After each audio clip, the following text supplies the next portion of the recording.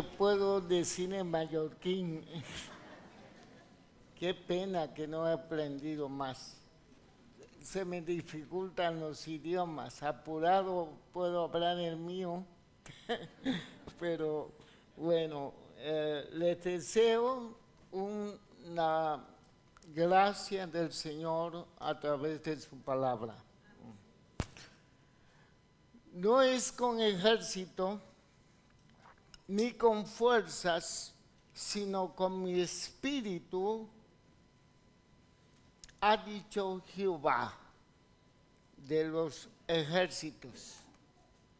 Vamos a analizar la quinta visión que tuvo Zacarías, el profeta Zacarías. En esta visión hay un llamamiento profético, es decir, una declaración de Dios al pueblo, que la puedo resumir con esta expresión: no religión, renovación. Dile a tu compañero de lado, ahí te hablan, hermano. No religión, renovación. Resume el corazón del mensaje, toda la estructura, todas las imágenes increíbles que usa Zacarías, usando magistralmente un hebreo que es una pasada. Aquellos que tienen sensibilidad para leer el hebreo saben que es un gran mural. En mi tradición, en mi cultura, México, hay grandes muralistas, Orozco, Tamayo, que pintaron paredes extraordinarios con temas sociales. Así es el idioma hebreo. Cuando uno lo lee, explota la figura, se lee con el hemisferio derecho. Por eso los que son muy lógicos tienen dificultades para leer este idioma. Los que son muy analíticos tienen dificultad porque el hemisferio izquierdo no puede ver el arte. Cuando yo llevo a Nayara a los museos, siempre me dice: ¿qué le ves a esta pintura? No tiene sentido. Claro, es muy analítica mi mujer, muy neurológicamente, tiene información, no puede ver el arte. Yo no sé por qué me vio a mí.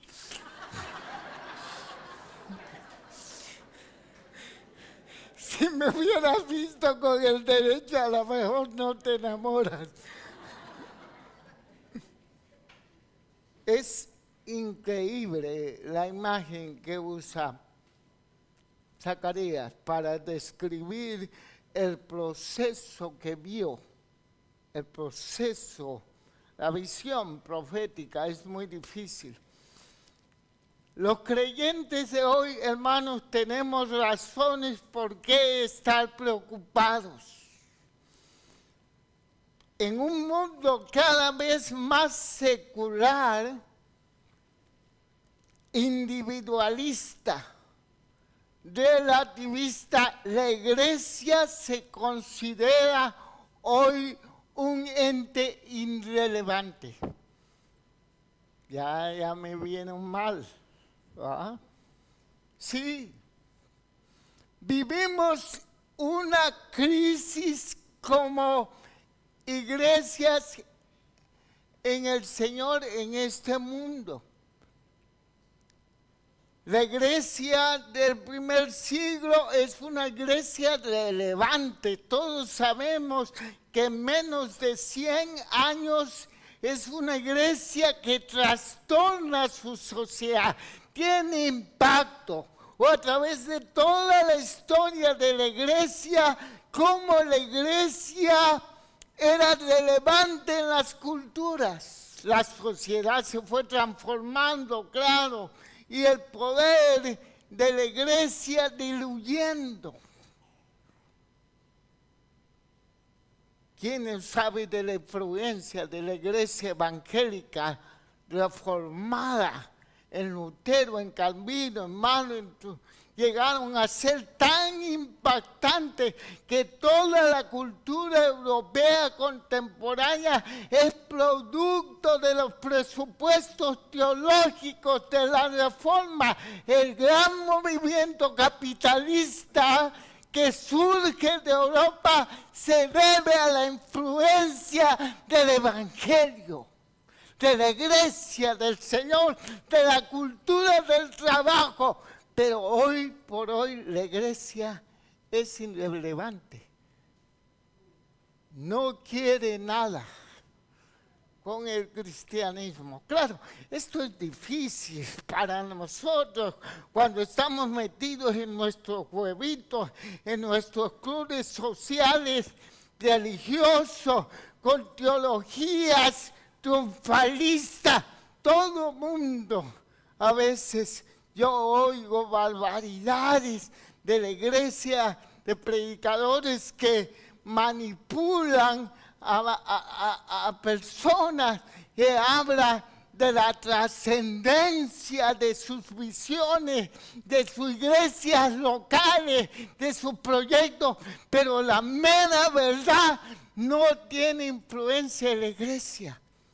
Hay naciones en Latinoamérica que tienen más de 60% de cristianos, pero no tienen relevancia en la sociedad. Debemos estar preocupados. Es el camino correcto para regresar a Dios, a una renovación. La falta de relevancia a una sociedad tan individualista que cada uno hacemos lo que queremos. A una iglesia con valores relativos, una iglesia a un mundo complejo, se debe, en mi corta reflexión bíblica, contextual a la falta, esta irreverencia es increíble. Cuando yo voy a Alemania, me gusta ir a los templos antiguos, a los templos luteranos. Están vacíos, son muy hermosos. La mayoría se están vendiendo para hacer discotecas o hoteles. No hay membresía, están vacías, los grandes lugares donde se construyeron con movimientos renovadores, hoy no tienen impacto en Europa. Es la ausencia de la presencia de Dios lo que hace a un pueblo irrelevante, una iglesia irrelevante.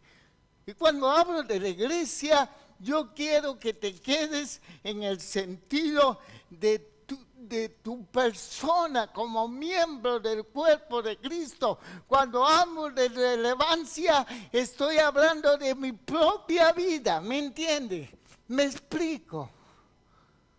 Realmente, si te pones a pensar, no tenemos impacto en nuestra sociedad.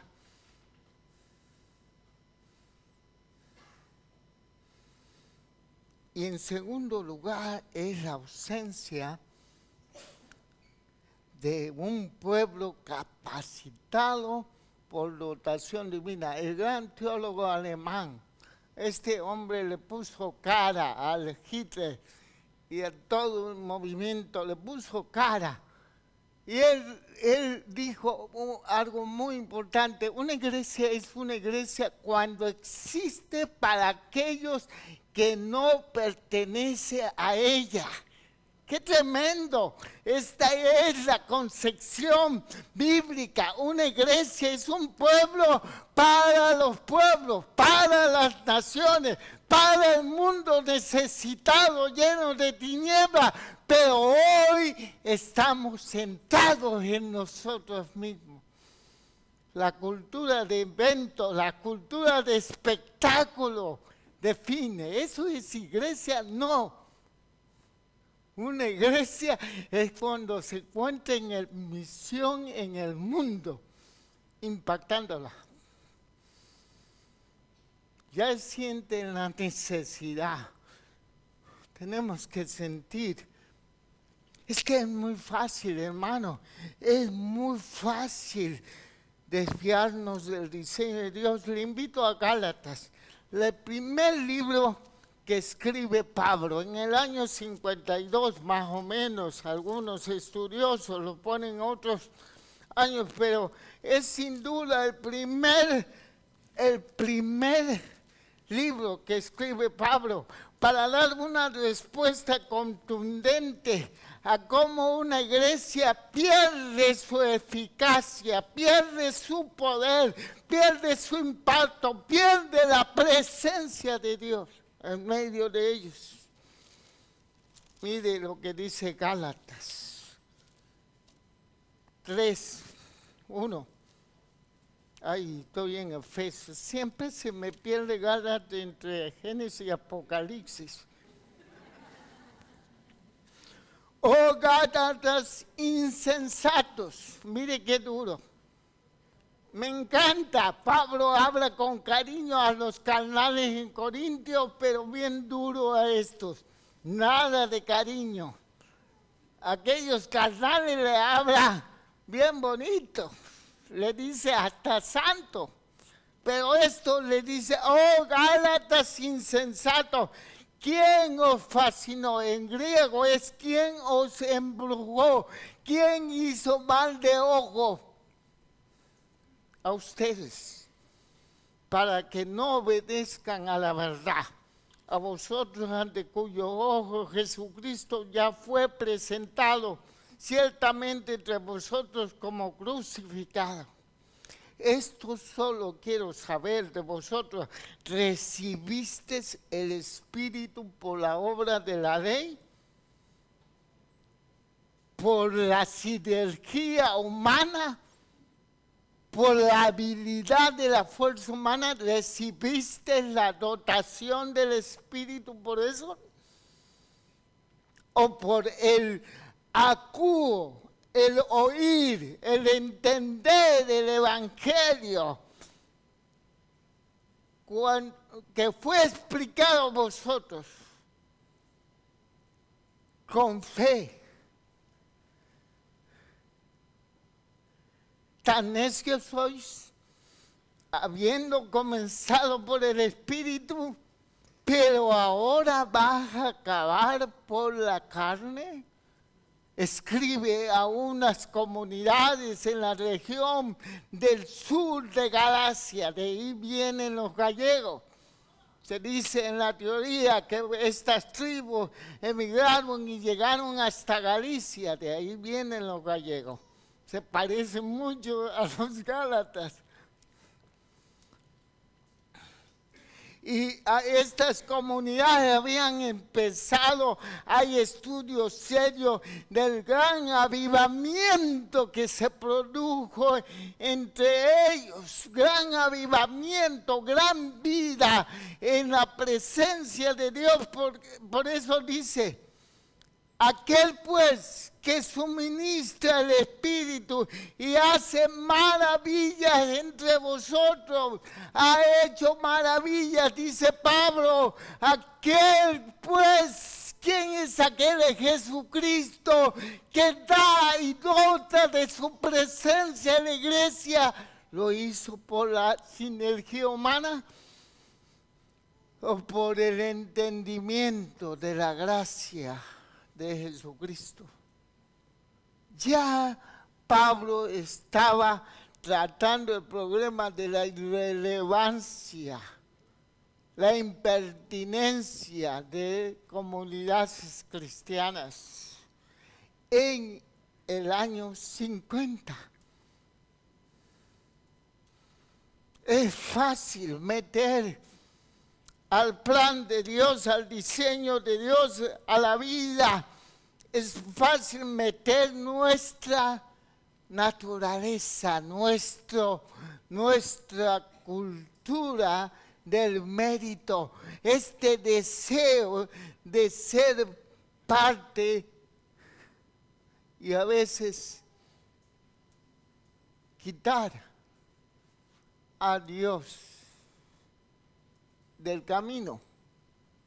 Este deseo de ser adelante de Dios y no colaboradores con Dios. Este es un problema de la naturaleza humana. Es muy fácil caer en religión, hermano. Es muy fácil. Por eso hoy es pertinente para ti, para mí, el mensaje: no religión, renovación. ¿No estás cansado de producir lo que siempre produces? Sí cansan. ¿No estás cansado de ti mismo?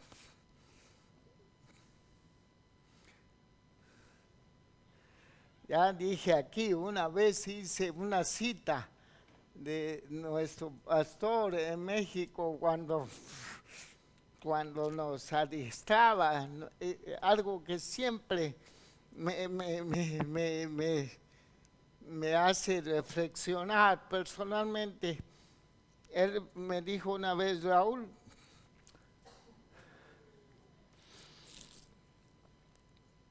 lo más difícil en la vida es habitarse en sí mismo,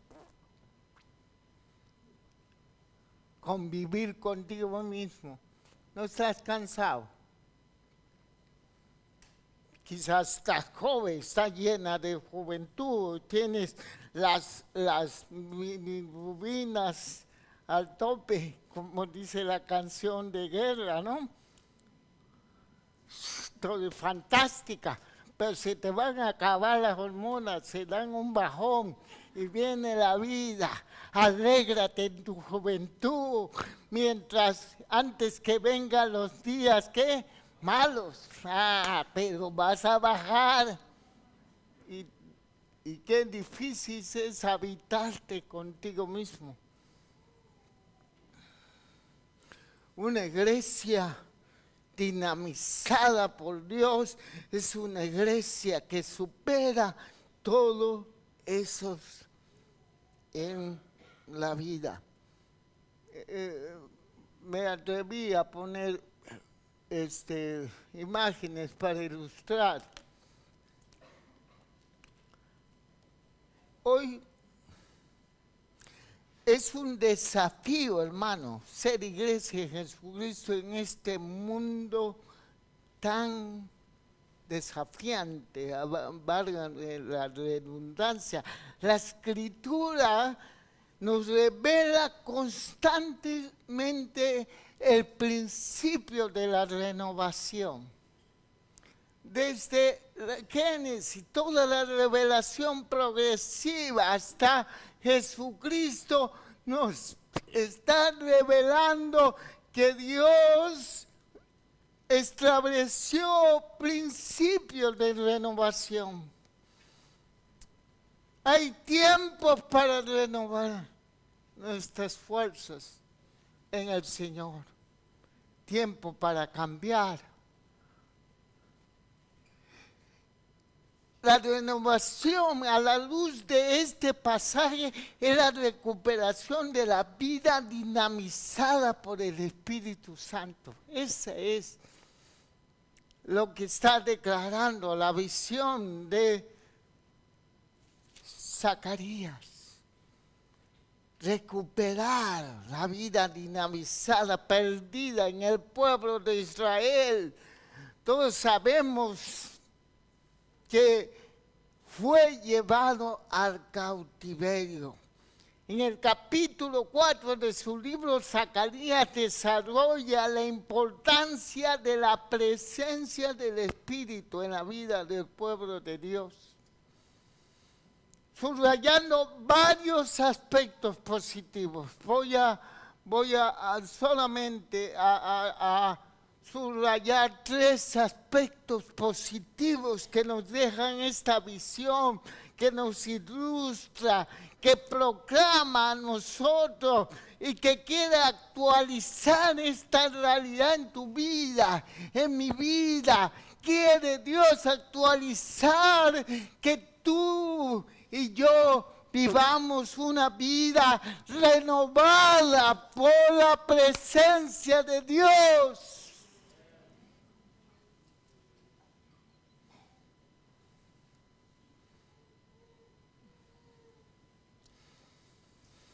¿Qué aspectos hay en esta visión? Por favor, tenga su escrito, su móvil, su tablet, todo lo que, si está el texto ahí, puede usar cualquier versión. Yo tengo Reina Valera. Zacarías 4. El primer aspecto que sobresale a esta narración es la promesa de la restauración de la presencia de Dios en su pueblo. Aleluya. Dios promete renovar su presencia, restaurar su presencia en su pueblo. Si nos acercamos al texto y usamos el trasfondo histórico, esta visión se calcula el 15 de febrero del 519 antes de Cristo. Zacarías se le da 8 visiones que se registra del capítulo 1 hasta el capítulo 6. Israel viene del exilio. Viene del exilio. El exilio babilónico, 70 años oprimido por causa de su idolatría. Dios decidió quebrantar el orgullo de esta nación. Ya se sentía Juan Camaney. Habían conquistado la tierra de promesa, iban avanzando, iban creciendo, se habían enriquecido tremendamente, pero habían desviado su corazón del gran principio. ¡Oh, Israel! Jehová uno es. Y cambiaron las prioridades y comenzaron a tener una tremenda idolatría. Se centraron en lo material, en las ganancias. Y Dios decidió, Dios juicio, les mandó profetas y les dijo que se sometieran al trato de Dios por incumplimiento al pacto. Y quebrantó el templo, el gran símbolo del orgullo judío. Lo trastornó Dios. Pero es su obra. No. Dios, la obra de Él es más que cementos, más que piedras. La obra de Él es un pueblo. Pero el pueblo estaba desviado, su corazón. Su presencia no habitaba. El diseño y el deseo que Dios ha tenido es que el pueblo habite en medio. Él habita en medio de su pueblo. En la alabanza de Israel, Él habita. En Judá es conocido su nombre, dice los salmos. Zacarías profetiza.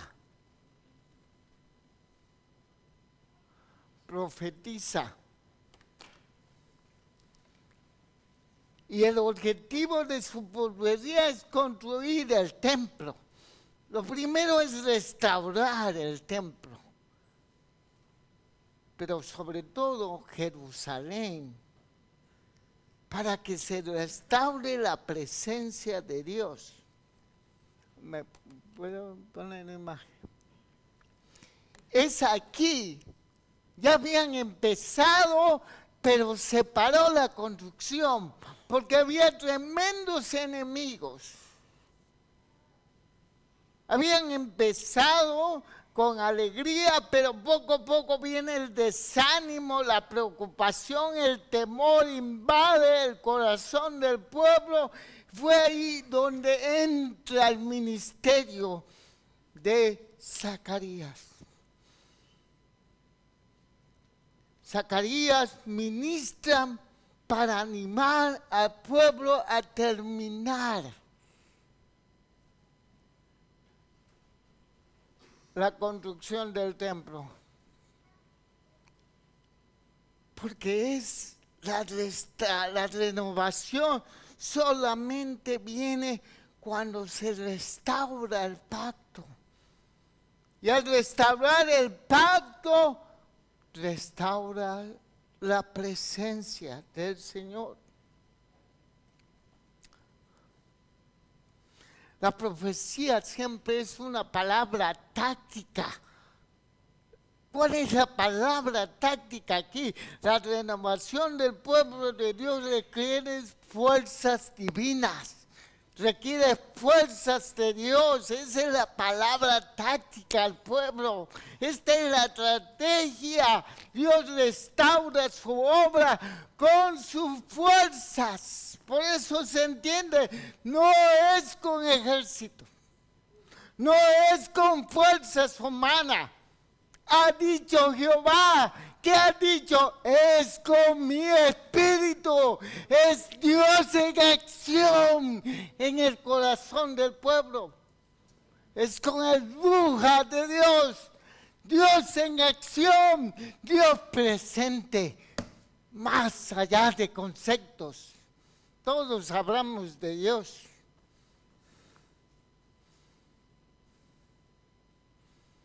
Pero Dios se experimenta.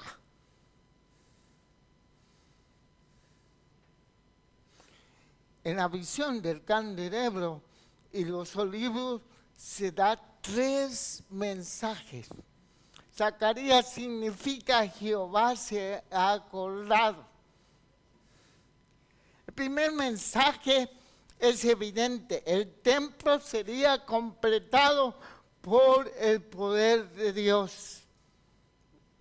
Es con su poder que se completa, es obra suya, es intervención suya. Trabajan, sí, los israelitas, pero es Dios. Es Dios que capacita un pueblo, es Dios adiestrando un pueblo. Dios habitará en medio de una manera única de nuevo. El candelabro como su luz representa el testimonio de este pueblo al mundo. Ese es el propósito de ser pueblo de Dios. Somos real sacerdocio, nación santa, pueblo adquirido por Dios, para que anunciéis las virtudes de aquel que los llamó de un mundo de tinieblas.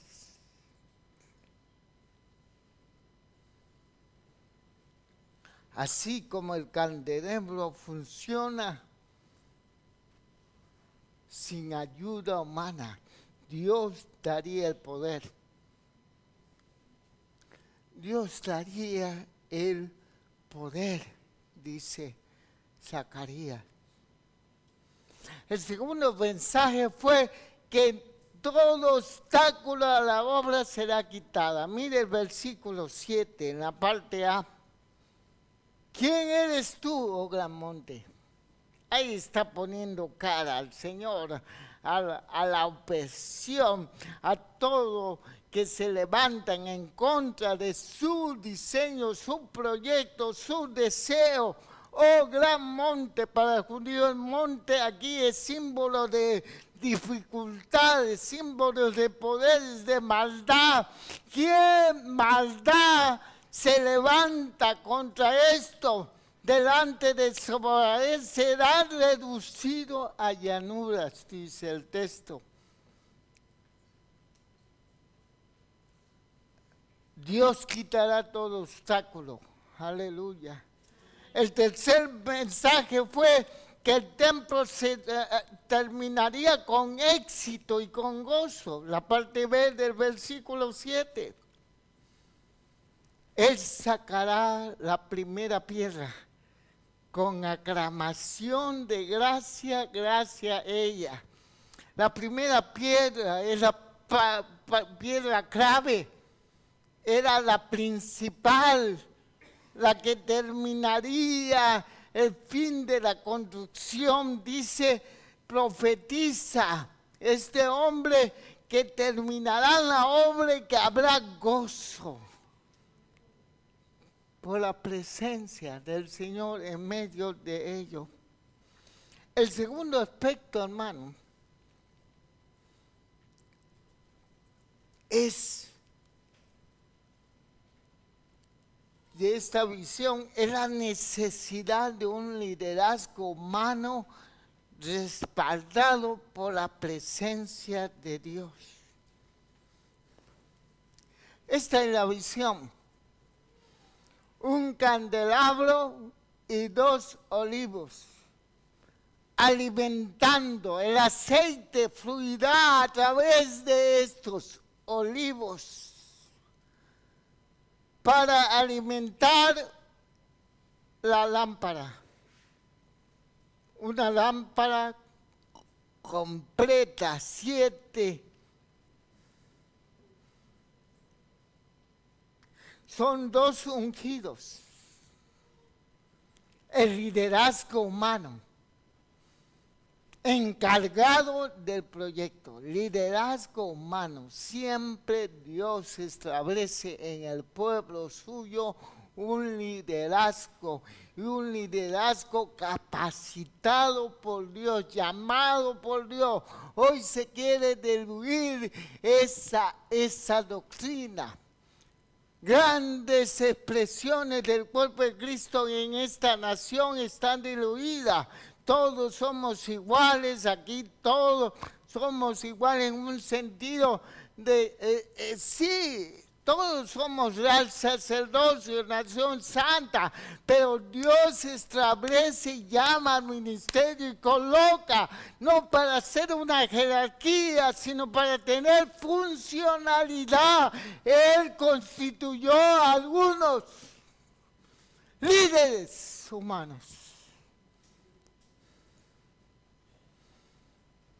Restaurará por medio de sus siervos. Es lo que está diciendo.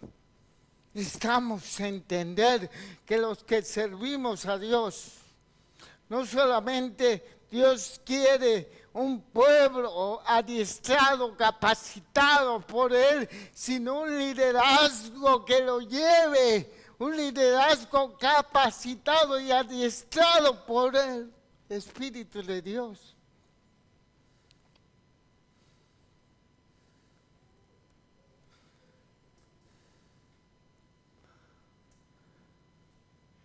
En este contexto, es una referencia a Josué y a Zorobabel. Josué como sacerdote, Zorobabel como gobernante, representa a un rey simbólicamente. Esto es una figura de lo que iba a venir en el ministerio de Jesús. Se iba a unir estas dos realidades, estos dos ministerios. Él es sacerdote y Él es rey. En el contexto está representado por estos hombres. Dios usa ministerios humanos y nos revela el patrón de cómo servir. Si ustedes me acompañan en el libro de Éxodo, entendemos cómo el Espíritu a través de Moisés nos registra el patrón que Dios siempre va a usar para llevar adelante su plan, su proyecto a través de su pueblo. Representa a través de la vida de Aarón, el primer sumo sacerdote en Israel. Es otra sombra de lo que vi a venir, es decir, apunta a Cristo, a la realidad de Cristo. Pero ya Dios contesta, ¿quién va a servir delante de mi presencia? Dice versículo 13, y harás vestir a Aarón con vestidura sagrada, lo ungirás y lo consagrarás para que sea mi sacerdote. Vestiduras sagradas, unción, consagración. Ahí está el patrón. El patrón.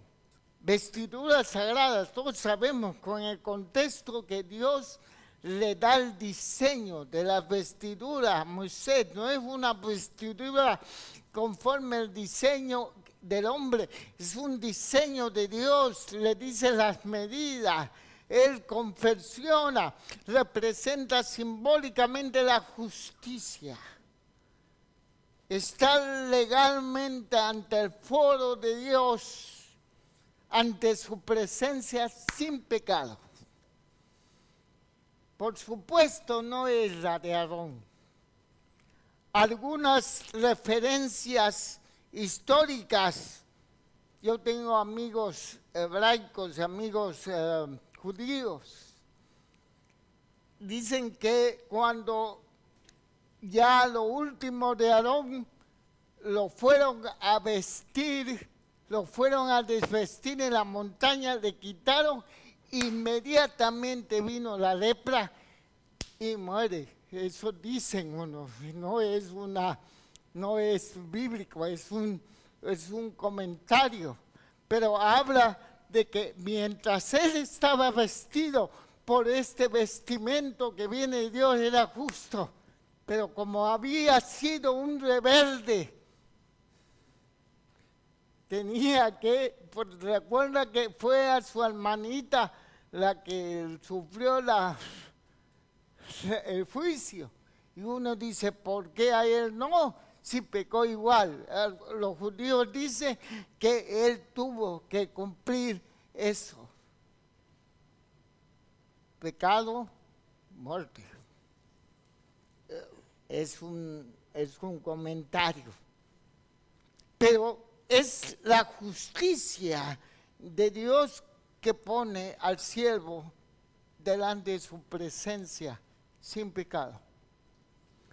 Y luego lo ungirá, símbolo de la presencia de Dios en el siervo, capacitando, adiestrando, habilitando para hacer una consagración de su obra. Lo hace también en la vida.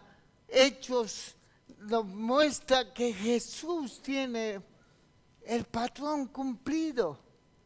Mire cómo resume la vida y el ministerio Lucas en Hechos 10:38. Dice,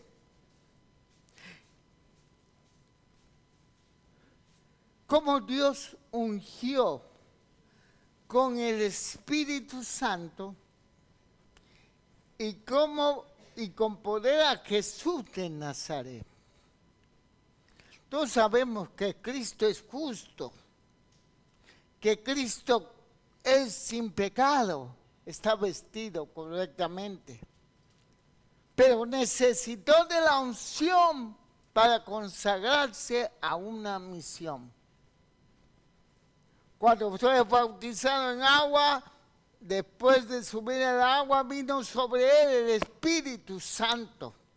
Luego fue llevado al desierto 40 días, pero luego fue a un pueblo y leyó en la sinagoga el libro de Isaías y tocó un pasaje en la soberanía de Dios que explicaba el evento.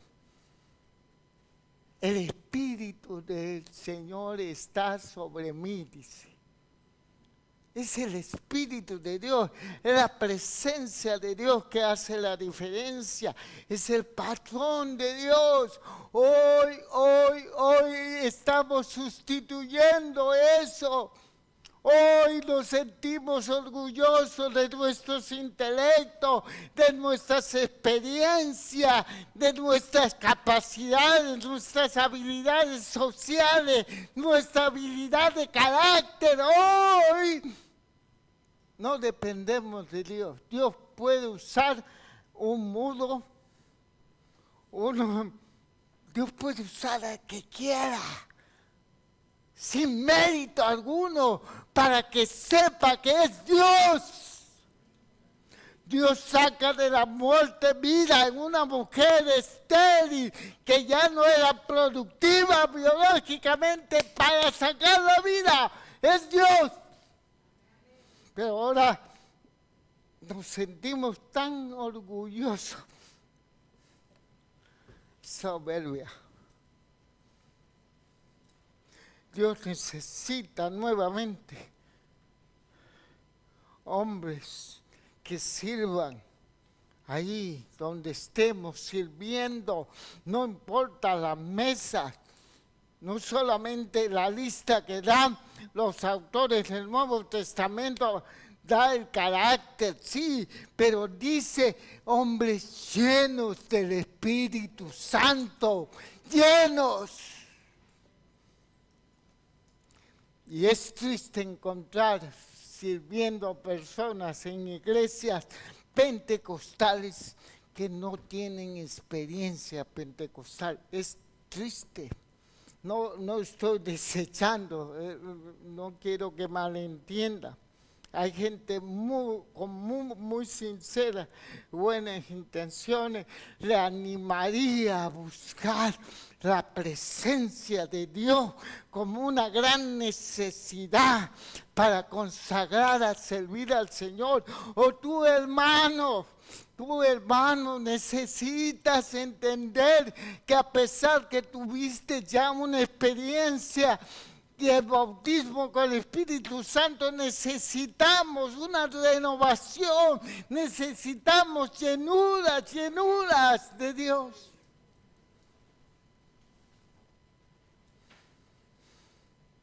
El patrón se cumple en la iglesia. Hechos 2:8 dice, fueron todos llenos. Estos discípulos no se vayan de Jerusalén hasta que venga sobre vosotros y me seréis testigos. Es decir, para hacer la misión, el carácter misional, el carácter apostólico por excelencia, de ser enviados a este mundo. Dios, ¿quién envía? Gente vestidas correctamente, gente ungida para ser consagradas. No ha cambiado el patrón, lo cambiamos nosotros con nuestras teologías. Pero Dios no es hombre para que mienta, ni hijo del hombre para que arrepienta. Él lo dice, así dice Jehová. No es con ejército, no es con fuerza, es con mi espíritu. Dios no miente y no cambia.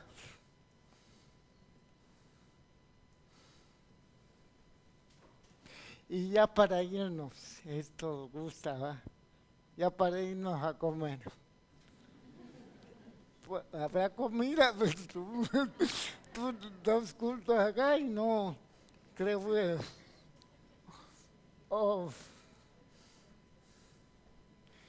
El tercer aspecto de esta visión, no estoy enojado, es que yo vivo así, es mi idiosincrasia.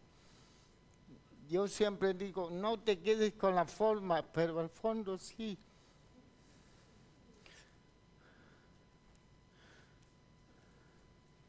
Ya conté que es como somos familia, ¿no? Esta es mi familia, soy su familia. soy hermano por elección, pero elección de Dios, no por ti. Quizás no me elegirían muchos, ¿no? Ni yo a ti. Pero pues somos hermanos. Y dice, papá, me dice uno, me dijo, papá, ¿por qué gritas tanto? En el predicando, digo, es una malformación, hijo. Quizás que cuando era niño, como yo hablaba así, me decían cosas, sufrí mucho el bullying y me decían, hable bien, no sea, ya no le digo la palabra, Entonces me quedé medio traumado. Entonces cada vez yo siento que me sale mejor cuando grito. No me parezco a nadie, ¿no? Bueno, no es importante, es idiosincrasia, pero viva la diversidad. No todos podemos ser así rectos, calmados, no, viva la diversidad, toleramos la diversidad, amén. Estamos unidos en la diversidad, somos dones de Dios. El tercer aspecto es el cumplimiento de esta palabra. No en el cumplimiento en el trasfondo histórico que se cumplió en Israel. Es importante destacar que la visión forma parte del plan de Dios para el futuro de Israel. Sin embargo, hay principios válidos para el pueblo de Dios en toda época. Hay dobles cumplimientos, hay actualización del texto cuando se encarna, ese es el sentido de encarnación. Dios quiere, estoy seguro que Dios quiere que encarnemos esta realidad en nuestras vidas. Él quiere habitar en medio de nosotros, Él quiere ayudarnos a hacer la misión en España. Esta visión se cumple en la iglesia, en Hechos. Hechos 2 nos registra que Dios tiene su deseo eterno, habitar en medio. Viene con el Pentecostés, viene su presencia, Él habitará. Él tiene un pueblo, ya el templo son piedras vivas. Es cada persona que se ha vestido con la justicia por medio de la fe, que es miembro del cuerpo de Cristo, estaban unidos esperando, ya había aplicado toda la obra redentora en ellos, ya había soplado el Espíritu, dice el Evangelio de Juan, y recibir el Espíritu, había aplicado todo el perdón ganado en la cruz. Ahora viene el Espíritu, viene la unción en el Pentecostés. Y se cumple Zacarías 4. Y tiene tremendas consecuencias. Le invito a que vean Hechos 2, 41, 47. Mire la consecuencia. Y se añadieron aquel día como 3,000 personas. Y perseveraban en la doctrina de los apóstoles, en la comunión unos con otros, en el partimiento del pan, en las oraciones. Sobrevino temor a todas personas. Y muchas maravillas y señales eran hechas por los apóstoles. Todos los que habían creído estaban juntos, tenían comunión. Todas las cosas. Vendía sus propiedades y sus bienes y los repartía en todo según la necesidad de cada uno. Perseveraban unánimes cada día en el templo, partiendo el pan en las casas, comían juntos con alegría, sencillez de corazón, alabando a Dios. Y digan conmigo, y teniendo favor con todo el pueblo. Y el Señor.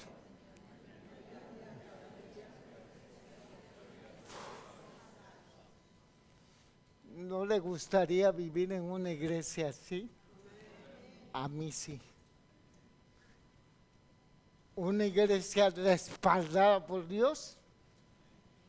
Lucas nos registra la comunidad que Dios respalda.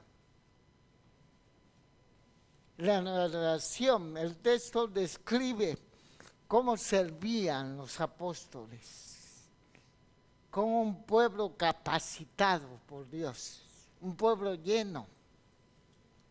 Dice, y muchas maravillas y señales eran hechas por los apóstoles. Lucas en su narración usa dos términos griegos interesantísimos. No tengo tiempo para explicarlo.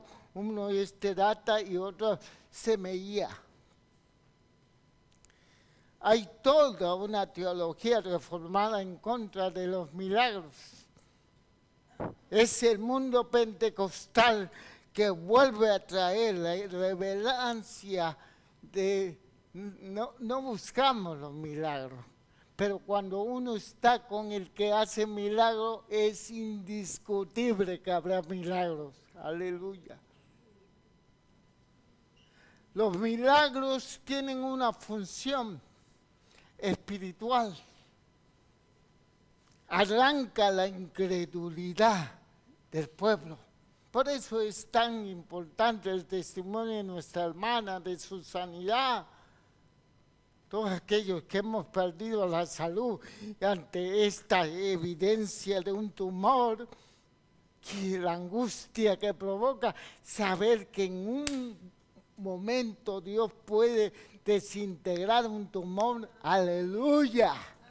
Hay que declararlo, hay que soltar, suelta el testimonio, suelta lo sobrenatural. No hay que callar lo que Dios ha hecho con nuestras vidas, lo que Dios está haciendo y lo que Él puede hacer, aleluya. La presencia de Dios y ministros respaldados por el Espíritu Santo y un pueblo adiestrado por el Espíritu de Dios tienen siempre características distintivas. Y con esto termino. 4 características de una iglesia respaldada por Dios. Una iglesia que ha abandonado la sinergia humana, el esfuerzo humano, que ha abandonado la religión y se ha renovado en Dios.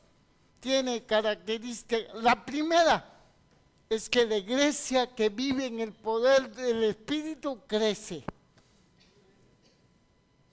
Miles de personas creyeron y fueron bautizados. Se añadieron aquel día como 3,000 personas. Crece naturalmente. Ahora hay toda una teología de en contra del crecimiento. A veces digo que son apologéticas de la ignorancia. Hay iglesias que no quieren crecer, no quieren evangelizar, quieren su grupito, su guay, su cruz social, su cruz cultural. Son guay, yo disfruto mucho cuando voy. Pero le digo, no hombre, una iglesia viva crece naturalmente. Segundo, una iglesia dinamizada por el Espíritu Santo estudia. Observe el versículo 42. Perseveraban en la doctrina de los apóstoles. En otro pasaje, Lucanos, en Hechos, dice que investigaban, analizaban el Antiguo Testamento para comprobar lo que Pablo estaba diciendo. Eran comunidades que estudian la palabra. Hoy hay una tremenda escasez de estudios en la palabra de Dios. No hay educación cristiana sistematizada. Son culturas de eventos, nada más de culto. Hay una gran necesidad. Estamos, gracias a Dios, nosotros tenemos una iglesia que se preocupa por la educación. Aquí está el hermano que han preocupado por educar, por traer talleres, cursos, que discipula, pero hay ausencia en muchas expresiones de Cristo, de formación, cultura de eventos, de espectáculos, religión. Una iglesia dinamizada por Dios es una iglesia que va a la palabra, que investiga, que honra, que busca a Dios a través del estudio.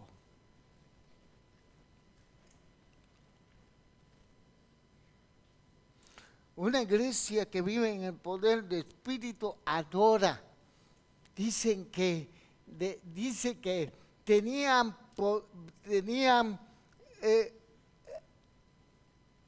espiritualidad ferviente, desbordante. Iban al templo, oraban. Usan términos, Lucas usa el término perseverancia en la oración. La palabra griega es una palabra con fuerza perfectiva, es un verbo más una preposición que le hace rica. Lo que dice él, que invertían energía para ir a orar. Había pasión por buscar, había pasión por estudiar, había pasión para adorar a Dios.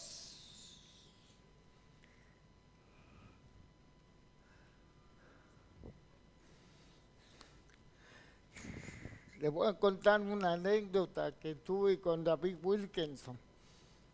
En los años 92, 93,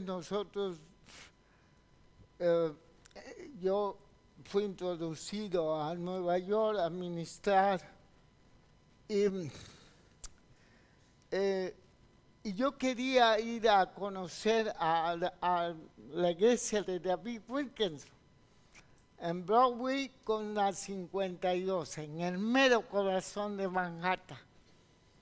Ya había toda la historia de este varón, cómo se fue por años a orar en un lugar con su cochecito para que Dios le diera un teatro, y no teniendo dinero, Dios hizo un milagro. Bueno, tantas cosas. Es un hombre de Dios, un profeta que el Señor dio a asambleas de Dios. Luego él no quiso nada con asambleas. Le profetizó a varios, entre uno a este hombre muy famoso, y no le hicieron caso. Bueno, él siguió y un movimiento increíble. Entonces yo quería conocer, pero yo predicaba sábado, viernes, domingo. Entonces nada más descansaba los miércoles. Y me dice el pastor, bueno, ¿tienen culto de oración los miércoles? Digo, ¿culto de oración? No. Yo quiero conocer la iglesia grande, porque para mí el culto de oración es unos pelados que vienen de vez en cuando, porque la iglesia no ora normalmente. Que no le digan, que no le encuentren, porque le mienten. ¿A poco están los cultos de oración todos? Nada. Entonces yo decía, ay, Nayara, el culto de oración. Entonces fuimos al culto de oración. Madre mía, y me fui temprano. 1 hora antes estaba lleno eso, llenísimo. Le digo a Nayara, pregunta si es un culto especial. Dice, no, es el culto de oración. Y el culto de oración comienza, sale una cosa así, y sale un hombre a orar en el Espíritu. Por 20 minutos comenzó a orar. Después de 20 minutos, en lenguas, en lenguas, a orar y todo el mundo orando. Y digo, ay, qué bonito. Y comencé a orar. Y luego sale un coro de 200 pelados ahí. Y comienza la adoración y luego las necesidades. Y digo, esto es un culto de oración. ¿Dónde lo firmo para mi iglesia? Sí, es una iglesia dinamizada por el Espíritu de Dios. Una iglesia que es relevante en una sociedad relativa, individualista. La iglesia de David, porque eso es un gran modelo de una iglesia que restaura el plan de Dios para la misión. Adora. Y por último, la iglesia que vive en el poder de Dios es misericordiosa. Repartían el pan. Pero esa misericordia que no es producto de, ahora hay de esa misericordia que es producto del amor,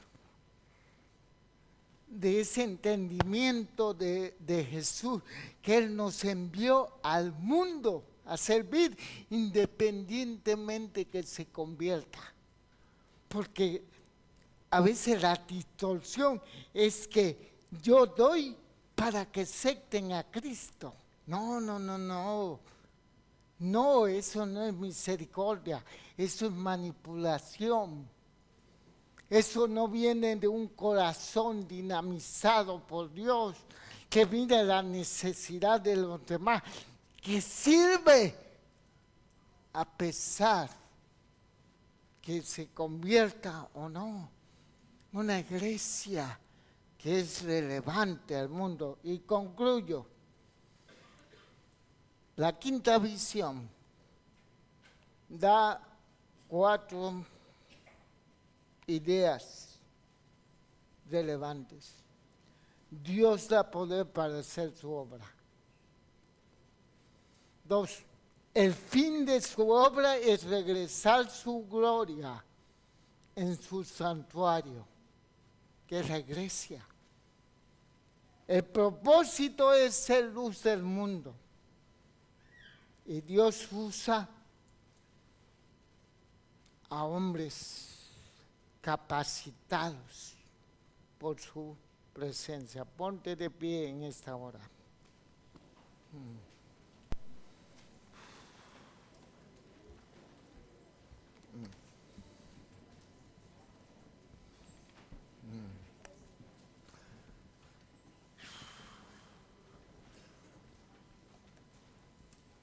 No religión, renovación.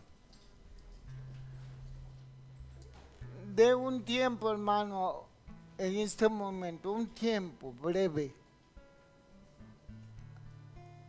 a responder en tu corazón a la palabra.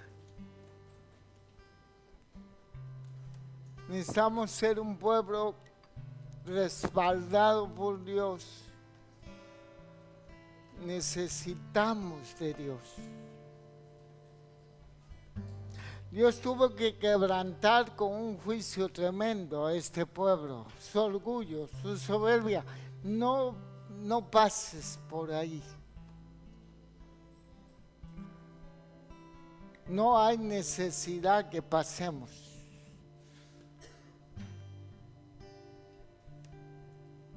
sino reconozcamos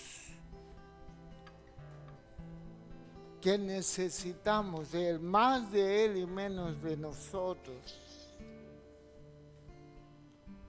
Cuando reconocemos nuestra necesidad de Dios, Dios actúa, Dios se derrama. Cuando resistimos al Espíritu Santo, le resistimos. Pablo habla que la iglesia resiste al Espíritu Santo cuando se vuelve a confiar en su naturaleza carnal, en sus méritos. Eso enseña Pablo. Cuando la iglesia confía tanto en sí mismo, resiste el Espíritu.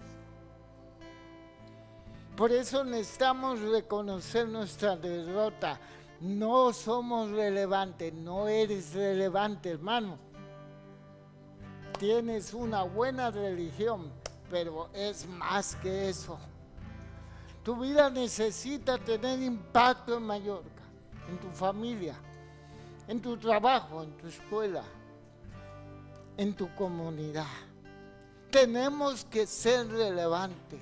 Ese es el propósito. Porque Dios te trajo a Mallorca, estás en Mallorca, estás en una comunidad que cree profundamente en Dios y en su Espíritu. En la medida que nuestra hermana nos lleva en adoración, yo quiero, en el nombre del Señor, que salgas de tu asiento, hacer un altar. ¿Sabes? Es una buena tradición, una herencia de Wesley, llamar públicamente a responder a la palabra predicada. Es un acto de fe, es un acto de humillación, de reconocimiento públicamente que estamos de acuerdo con Dios. Más de Él y menos de nosotros. No te quedes en tu propia prudencia, en tus propias obras, en tu propia carnalidad. Reconoce la necesidad de que Dios habite